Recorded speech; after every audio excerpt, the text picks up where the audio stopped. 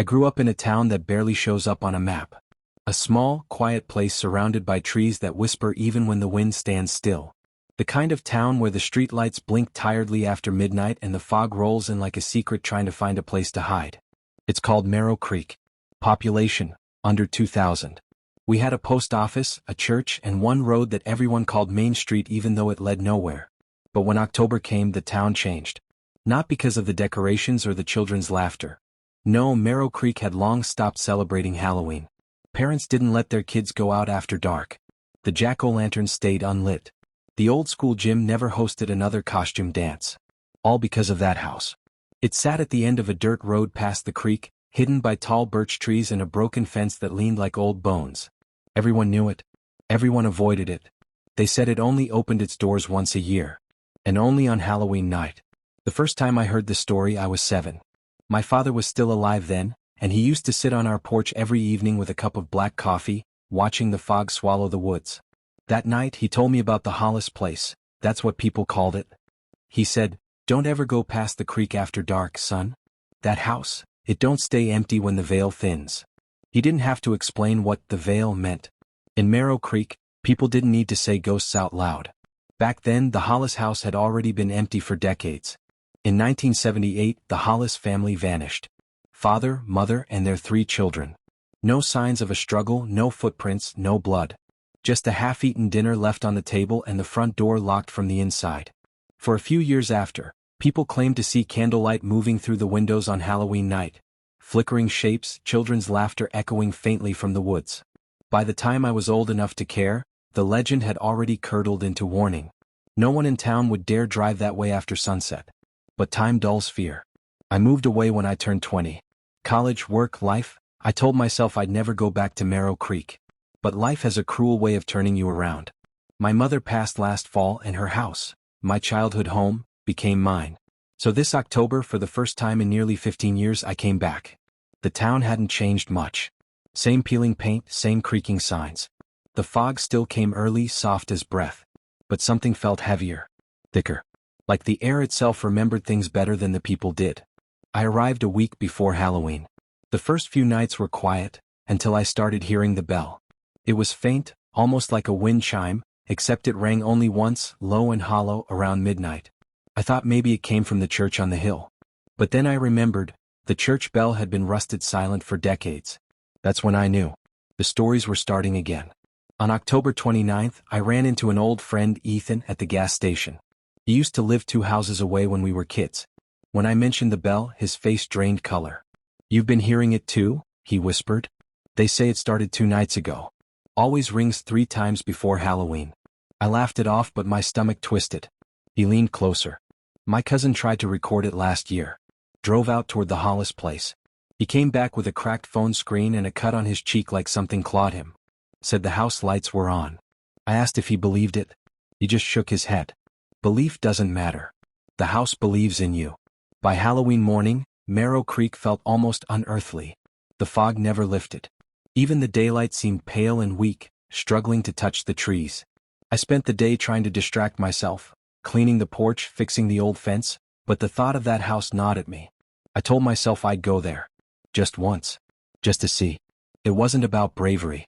It was curiosity laced with something deeper, grief maybe. Because since my father died, I'd felt like half of my memories were buried in that town, and maybe that house held the rest. When the sun fell, I packed a flashlight, my phone, and an old locket of my mother's. She used to say it kept bad spirits at bay. The dirt road was quieter than I remembered. No crickets, no rustling leaves. Just fog pressing against the trees like smoke trapped in glass. As I walked, the air grew colder. Every breath felt like inhaling water. The trees leaned closer, their branches dripping with mist. Then I saw it, the Hollis house. For years I'd pictured it abandoned. Broken windows, a sagging porch, rot and ruin. But under the moonlight, it looked almost new. The paint gleamed faintly, the porch steps looked repaired. And the front door was open. Just slightly. Enough for a thin slice of warm orange light to leak into the fog. My heart hammered. I raised my phone to record, but the screen flickered, static lines, then black. The battery icon blinked once and died. Something shifted inside the house. A shadow crossed the doorway.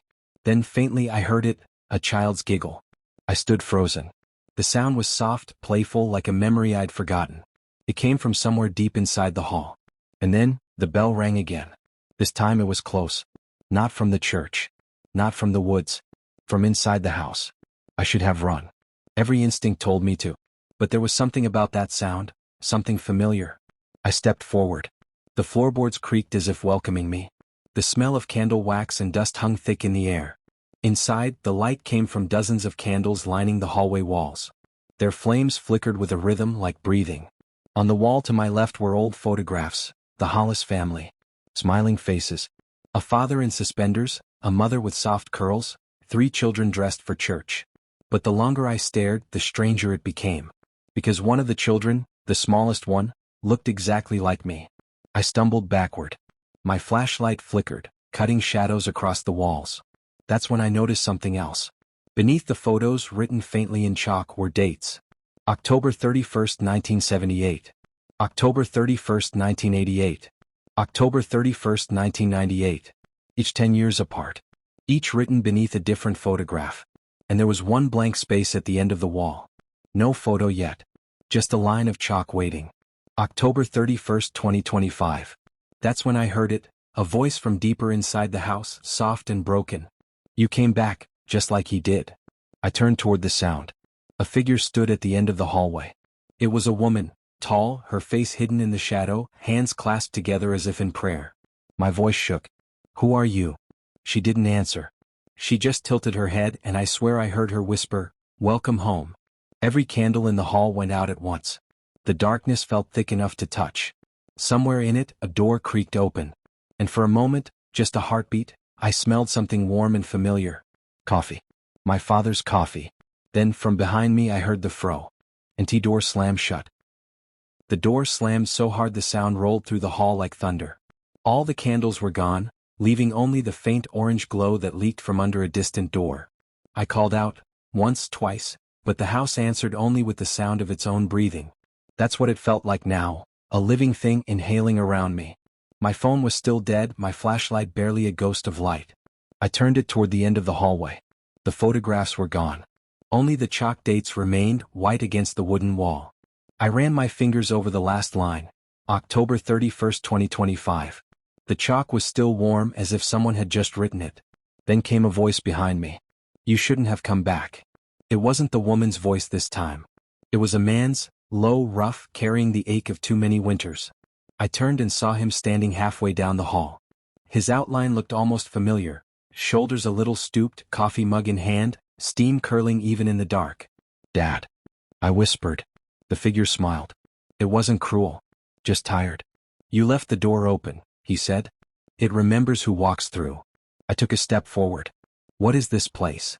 He looked past me toward the glow at the end of the hall. It's what's left when people forget. The Hollises built it to hold on, to keep what they loved from fading. Every 10 years, it opens for someone who still remembers. And if that person goes inside? He nodded slowly. Then the house remembers them too. The air began to hum, soft like the inside of a bell. My father's outline flickered, and behind him I saw the woman again. Her face finally caught the dim light, pale and sorrowful. It wasn't the mother from the photographs. It was my mother. She looked younger than she had when she died, but her eyes held that same gentle fear. Please, she said, don't stay. We tried to warn you. I wanted to run to her, to hold her, to ask where she'd been, but my legs refused to move. The wood under my feet pulsed faintly, almost like a heartbeat. She stepped closer, reaching out. Her hand stopped an inch from my chest. The house feeds on what we grieve. If you love too deeply, it keeps you. If you come looking for us, it won't let you leave. Tears blurred the candleless dark. Then why are you still here? She smiled, brittle and small. Because you kept remembering. The hallway began to tilt, stretching longer, the shadows dripping from the ceiling like black rain. Behind my mother, shapes moved, children whispering, giggling, faces half-formed like smoking glass. Go, she whispered. While the door still remembers what outside feels like. I turned and ran. The air thickened, pulling at my arms, whispering names, my father's, my mother's, my own. The front door loomed ahead, but the moment I touched the handle, I saw it. The blank frame on the wall where the photograph should be. And inside it, a shape was forming. My shape. I pushed the door open. Cold night air crashed into me. I stumbled into the fog, fell to my knees, and didn't stop running until the woods thinned and the first weak streetlight of Marrow Creek came into view. The next morning the house was gone. Not burnt, not collapsed, just gone. Where the dirt road ended there was only grass, damp with dew. I might have convinced myself it was a dream if not for the thin layer of chalk dust under my nails. I left town that day. Sold my mother's house. But sometimes, when October returns and the nights start breathing again, I hear the faint ring of that bell through my open window, 3 slow notes like a reminder. I tell myself it's just the wind. And still, when the fog rolls in thick and white, I close every door in my apartment.